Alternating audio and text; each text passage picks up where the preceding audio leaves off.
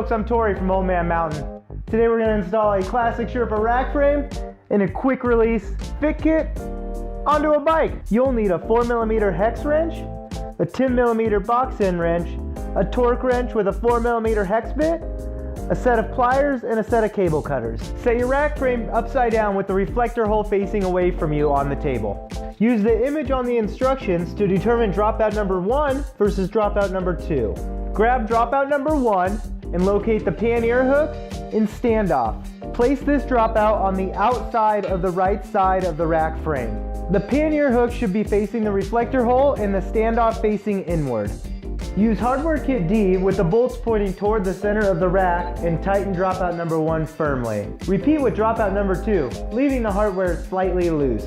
Visually inspect the dropouts to make sure they are parallel. Make any adjustments as needed. Then go ahead and tighten up dropout number 2 firmly. Remove the stock skewer from your bike, keeping your wheel in place. Place your Old Man Mountain rack on your bike and install your skewer from your fit kit through the dropouts and your hub. Make sure your rack is close to level. Tighten the skewer to hold the rack in place while we complete the next steps. Position the extenders with the slots facing the rack frame and the single hole facing the bike. Use hardware key E to attach the extenders to the inside of the rack frame. Snug them up, but do not torque them yet.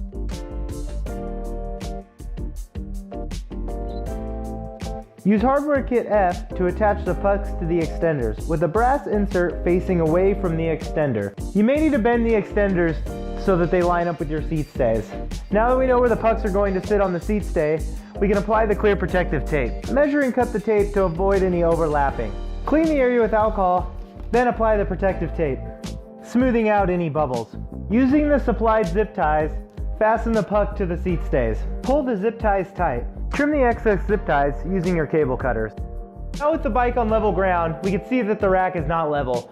We can bump it from the back and just bring it forward.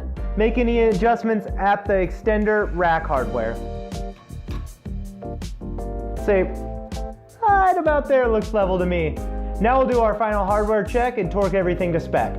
We'll finish by torquing everything to spec. So grab your torque wrench and set it to 3 Newton meters, and we'll tighten all the M5 hardware, which on this kit is actually only the extender to puck hardware. Now set your torque wrench to 6 Newton meters and do all the M6 hardware, meaning your rack to dropouts and your rack to extender hardware. You're going to want to use your 10mm box wrench to hold the nuts on the back side when doing this. Your Old Man Mountain Sherpa rack and quick release fit kit are now installed. It's time to roll. But before every ride, go ahead and check the hardware just to make sure everything's torqued to spec.